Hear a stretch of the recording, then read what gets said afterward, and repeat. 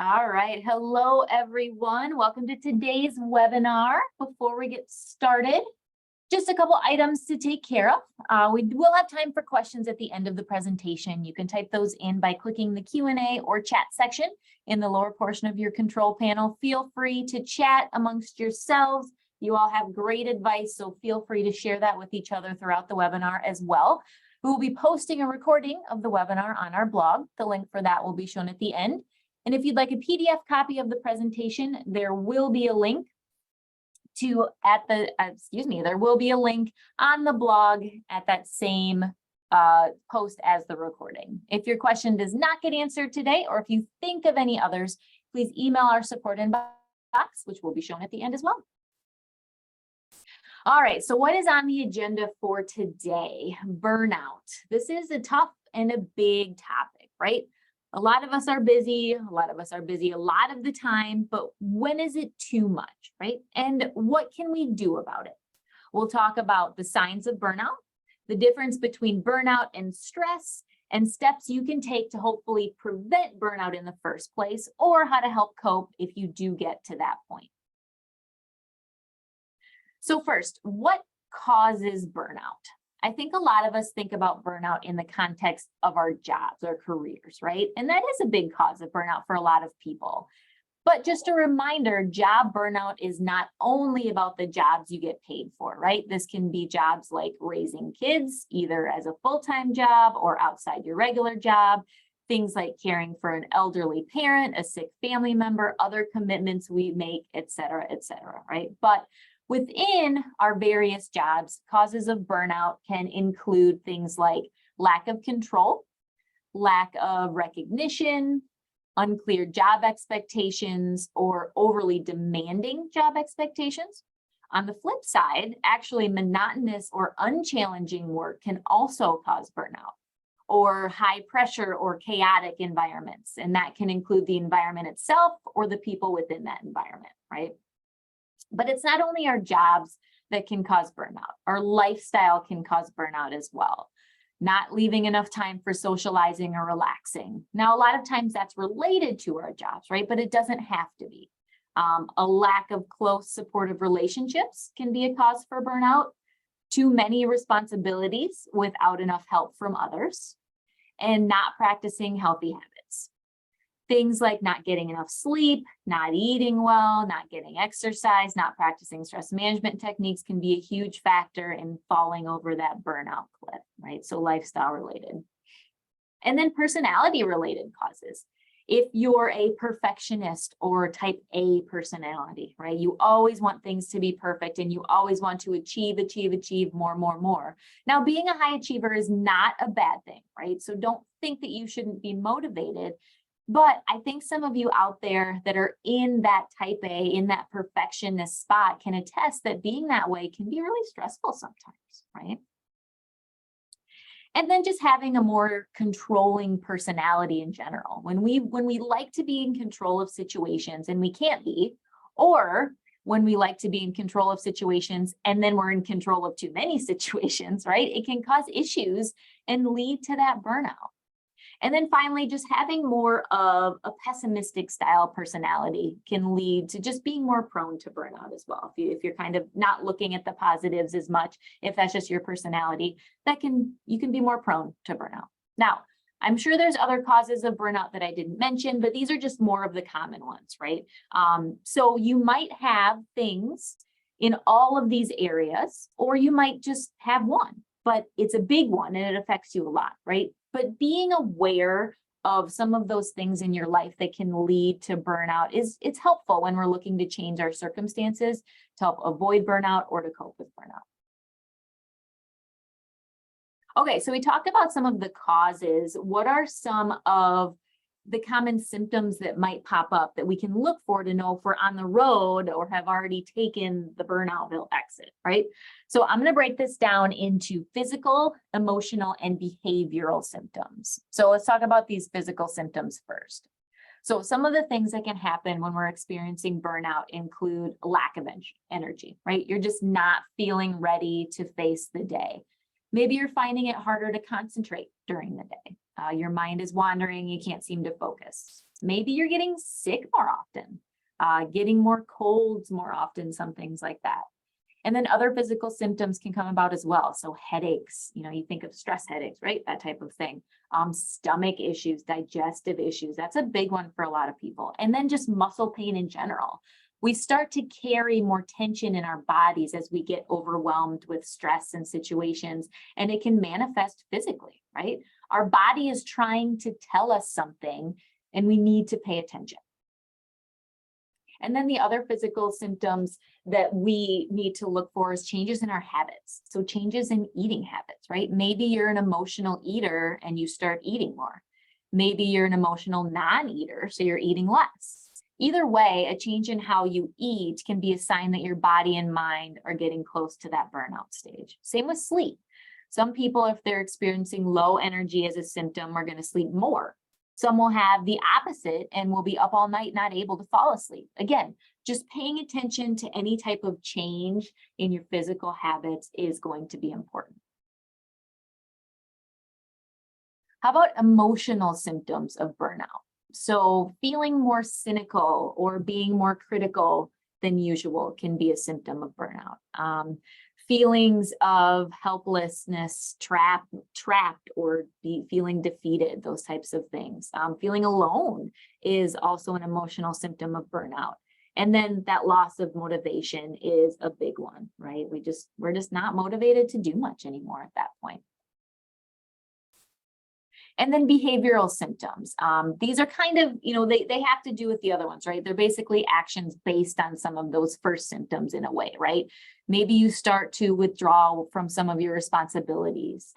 Isolating, again, is another symptom. You start to feel negative feelings, so you start isolating, which can worsen those emotional and physical symptoms, right? If you're feeling alone, it can be a vicious cycle there. Procrastinating is another symptom. If you're not feeling motivated, it's easy to push those tasks back, right? Using coping mechanisms is another behavioral symptom of burnout. So food, I already talked about emotional eating, food, alcohol, other drugs are things that might make you feel better in that moment and help you escape reality if you're not feeling great, right? It's a very common thing, unfortunately. And then just taking your frustrations out on others. Maybe it's kids, maybe it's a spouse or significant other, maybe it's coworkers. When we bottle up our emotions that are building up because of burnout, they can explode out on us, right? At the wrong time, at the wrong people. So if you're kind of finding that you're doing more of that or noticing more of that, you might be in that burnout stage, right? So when we're looking at symptoms of burnout, there are lots of ways that it can manifest and look, right? And you don't have to be experiencing all of these symptoms to have burnout. And on the other side, you can have some of these symptoms occasionally and not be at that burnout stage as well, right? It's really about awareness at this point. That's why I'm sharing these things. If you're feeling any of these symptoms and doing any of these behaviors, take action now is the main point, right? Hopefully before you get to that burnout stage, but if you're already there, if you've got a lot of these, there's still things that you can do. So before I get to those actions though, I just want to talk about that difference between stress and burnout, because I've talked about them a little bit both, right? So let's talk about what the difference is if you're actually at that burnout stage. So a great article I found on helpguide.org based on a lot of good research talks about how burnout can be the result of stress that has been going on for a long time, right? But that isn't necessarily the same thing as just being stressed. So when we're talking about how we feel, stress is more of the feeling of it's too much, whereas burnout is the feeling of not enough. So for example, if you're stressed, a lot of times you can still see the light at the end of the tunnel, right? You're stressed, but you're like, okay, here we go, let's do this. And if you're experiencing burnout though, that light, we typically don't see that light as much. Stress is feeling lots of things, lots of emotions, lots of urgency. We're stressed, so we got to get it done, got to get it done. Whereas burnout gets to the point, it's lack of emotions, right? More feelings of hopelessness, so that urgency is gone. And while stress can lead to loss of energy, burnout is that next level where you feel more loss of hope, loss of ideals, bigger picture stuff, right? Stress can lead to things like anxiety disorders, which is something we want to pay attention to. So it's, again, stress is still something we want to take care of, but just the difference here is that stress is more anxiety, burnout is more detachment and depression type of things typically, right? Not always, but typically. Stress tends to damage us more physically. Burnout damages us more emotionally, right? So again, I'm not saying that having stress is okay. I just want to show the difference. And they are definitely interchangeable. You can have stress and burnout at the same time, right? It's not that it's a clear cut one or the other, but I think where I'm going here is burnout is a much, much bigger thing, right? It's important to know that not dealing with our stress now, if you're just in that part, what it can do to us in the long run, right? We do not want to get to that burnout stage if we can help it. But if you are at that stage or feel like you're close to that stage, let's take a look at some of the ways that you can help yourself, all right? The great things about these suggestions is that they apply to any stress that you have. You don't have to be at that feeling of hopelessness at that, depressive stage in order to take action, in order for these actions to be effective for you. They can help prevent you from getting to that stage. But if you are there, let's talk about how you get pointed in the right direction, okay? First is ask yourself, what are your options?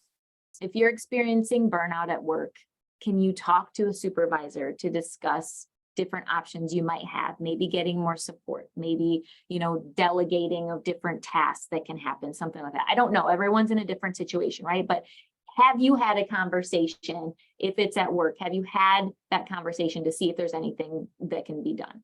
Maybe there's even another role within your company that you would fit better. See if you can find a compromise somewhere, right?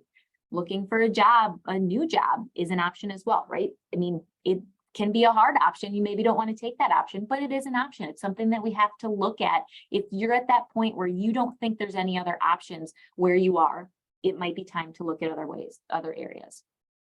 And then at home, the delegation or compromising applies too, right? If you feel like there are things that someone else in your household or your family can help with, try to start that conversation. Now, again, the conversations might not be easy. I get that, right? If they were easy, we'd all have the conversations and we'd all find a better solution, right? But if you want change to happen, you have to be willing to have those tough conversations. And then what can you say no to? What commitments can you take off your plate completely? Asking yourself questions can get you started, right? Bottom line with this tip, look for all of the options you have. Really sit down, really stop and think about what you can control and what you can do to change your situation for the better. Another tip along these lines is to reevaluate your priorities. What are you putting as a top priority in your life right now? And then ask yourself the following question. Should that be my top priority? Do my top priorities align with those things that are most important to me? Stopping to consider those priorities can help you make decisions when it comes to what options you actually do have, right? There's a good saying that says, when you're saying yes to one thing, you're saying no to something else. So what are you saying no to by prioritizing your life the way that you are? Again, these are big questions, right? But we need to stop and we need to think about these things if you're at that burnout stage, because that's a big deal and we might have to make some big decisions to get us out of that stage. Sometimes an option is to create different boundaries with yourself, right? Similar to what I just said, this can be with your commitments at work, at home, at school, whatever else you're committed to. Do you need to, and are you able to create some boundaries there for your own health and well-being, right? Again, we all want to help. We all want to do so many things, but sometimes we have to take a step back and see what we need to set boundaries with, and maybe people that we need to set boundaries with to create a better space for ourselves. And then I put this on here too. How about that commitment with technology, right? Can you commit to taking breaks from technology, having more boundaries with technology to have more time in your day for you, right? That's a big one too, that I think a lot of people, we know, right? But we don't actually take that step. So something to think about. And here's what we know, right? We know situations are not going to change overnight, right? So while you're looking at your options and seeing what you can do, there are plenty of ways to help keep yourself going, okay? And of course, if you know us at Health Check, you know that we're going to mention self-care as an option to help deal with burnout and stress as well, right? Like I said, things aren't going to go from bad to perfect immediately. So to help your mind and body deal with things, find ways to practice self-care when you can. Now, okay, I get that if you're in a burnout situation, it's likely because you don't have enough time for self-care or you don't think you have enough time, right? But I want you to look really, really closely. I bet you can find some things to do or change in your routine to make room for a few minutes for you. And that's all I'm asking, a few minutes. 5 minutes of relaxing movement, yoga, tai chi, qigong, 1 minute of meditation or mindfulness practice or just breathing can immediately shift your physical and mental response to stress, okay? Those little micro self-care sessions add up. If you find more time, fantastic. But I know a lot of you are gonna think, oh my gosh, I do not have time. So again, 1 minute, that's all I'm asking to start with, okay? Self-care. Those things absolutely matter and they absolutely help when you're dealing with stress, when you're dealing with burnout, all right? Exercise, massive stress reducing activity as well. Again, doesn't need to be a huge workout, doesn't need to be running a million miles. Go for a walk around your neighborhood. Go for a quick lap around your office or your house. Those movements get your blood pumping to your muscles and to your brain. And it helps release good hormones. It helps get that oxygen into your brain. Just so many good things with just small movements, okay? If you actually want to put what you want to do, and I know some of you guys are putting in some options, please feel free to share some different things that you want to do or different goals, okay? All right, eating well is another form of self-care that I don't think we understand how much it affects us, right? If you're eating foods that are high in sugar, for example, gives you that quick sugar high, right? But then what do we have? We have the crash, which affects how we handle stress. It affects our emotional responses. It affects our energy levels and so much more, okay? So if you can add in some fresh foods, some whole foods, when and where you're able, again, not changing your entire life here, literally simply starting with adding in one whole food a day or a week, whatever you can commit to, not even swapping, just adding something in, that's good enough to start, okay? Finding small ways to improve that nutrition can help your mind and body when you're working through something like burnout. Sleep. Like I mentioned, sleep habits can change during burnout. You may be sleeping more or less, but if you can look to be consistent with either going to bed at the same time, or if you can't do that, having something relaxing to do before bed can help you fall asleep faster and can help more quality sleep. It can help you work through those tough times. Because again, same thing with not eating well. If we don't sleep well, we don't handle stress very well, right? We're grumpy. I'll be honest, I'm grumpy if I don't get my sleep. So, it's just knowing yourself and knowing what you need and trying your best to prioritize, again, those things. Now, with these top options here, the exercise, stress, sleep, we have lots and lots of webinars specifically on these topics. I obviously only talked for a few seconds on each of them, but please know that there's lots of different options, lots of different things. So head to our blog or do your own research and find some things to do, okay? And then socializing. Socializing is self-care too, right? Looking to make time to see people that you care about can be a fantastic way to help work through your burnout. A quick phone call or FaceTime, even a text with a friend can help. A walk with someone, a friend, family member, whoever it may be. And not just friends and family too, but it could be specific social groups as well, right? Book club, religious club, walking club, any group that you feel connected to is perfect. Volunteering is specifically shown to have a great positive effect on the people that are doing the volunteering. Now, again, we don't want to stretch ourselves too thin, right? If it doesn't work to do it, don't force it, don't cause more negative than positive. But if you can find time to socialize in a healthy way, absolutely go for it. So again, we most likely can't just walk away from some of the things that are causing our burnout. We know that. So Another thing you can do is to think about reframing your mindset, right? When we're burnt out, even when we're just stressed, again, those two are interchangeable. We focus on the negative. We tend to focus on the negative. Our brain does that to us. So try to intentionally focus on the good aspects of things for a minute, right? If you're burnt out with your job, what are the parts you like of your job? Is it the people that you work with? Is it the service that you're providing? Is it the help that you're giving someone else? Why are you spending time caring for your elderly parent if it's outside your work? What makes you feel good about what you're doing? Right? We can't always avoid the negatives, but we also should not purposely avoid the positives. Find some perspective if you can. Gratitude journaling is an example of a great way to be intentional about those positives. Take some time to write down or type down or whatever you want to do. Just think about the good things about that day, maybe before you go to bed. It can put you in a more positive place, can help you get through the day, or even help you get through that minute if we need it, right?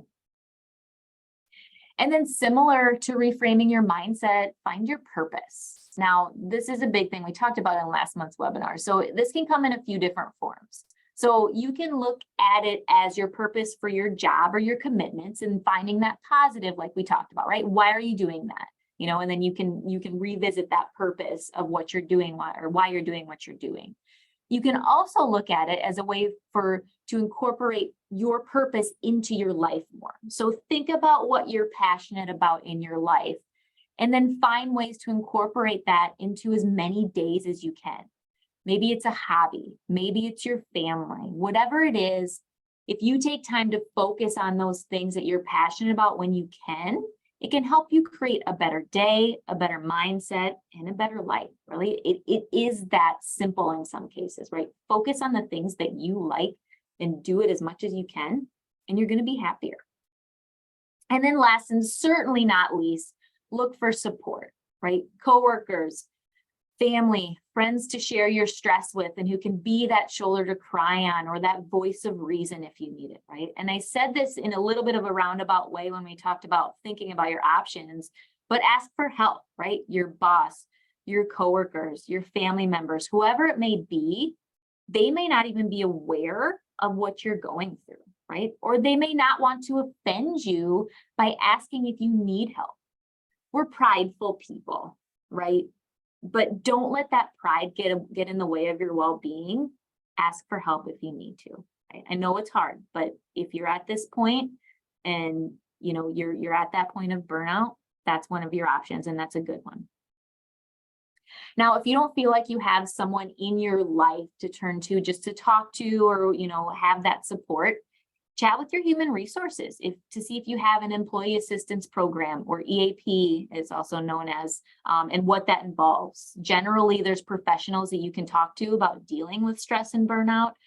Your doctor may be another good resource for brain and mental health professionals available, or you can do some research yourself on resources. There's lots of good resources online. There's just so many people out there that do want to help. So do some research, ask around, see if you can find anyone. All right, I'm actually going to be on time today. I'm so impressed. All right, so let's summarize, right?